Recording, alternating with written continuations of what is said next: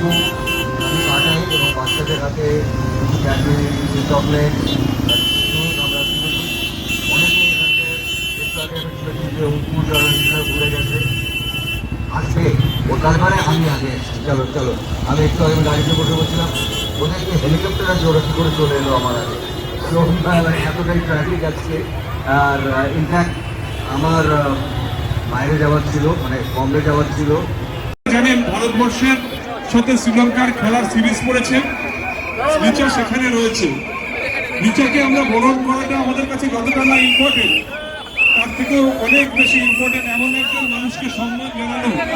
আজকে এমন একজন মানুষকে তার চরণ ছোঁয়া, যেখানে দাঁড়িয়ে আমরা বলতে পারবো যে আপনাকে কৌনিশ। তার কারণ একটা শিলিগুড়ির মেয়েকে 14-15 বছর থেকে কলকাতায় নিয়মিত যাতায়াত করিয়ে তাকে প্রপার ট্রেনিংয়ের মাধ্যমে ভারতবর্ষের 1 নম্বর সুপারস্টার করে তোলা মানুষটার হাত আমরা শক্ত করে ধরতে চাই। সেই মানুষটি আজ আমাদের মাঝে, আমাদের মানবেন্দ্র ঘোষ, রিচার গর্বিত পিতা। আমাদের মধ্যে ভীষণ জোরে হাততালি হয়ে যায় রিচা এবং রিচার বাবার জন্য। যারা বলে বাংলায় কিছু নেই, তারা দেখে নিক যে বাংলার মেয়ে বিশ্ব জয় করতে পারে। বাংলার মেয়ের বিশ্ব জয়ের স্বপ্নের গাথা পাটুলির মাটিতে। রিচা আমাদের পাটুলির মাঠে রেগুলার আসে। পাটুলির মাঠের চারিদিকে গাড়ি রাখা বন্ধ হয়ে গেছে রিচার ছয়ের জন্য।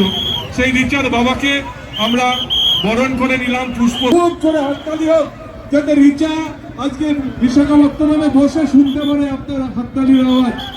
আমরা আগামী দিনে রিচাকে আবার পাটুলির মাঠে পাবো।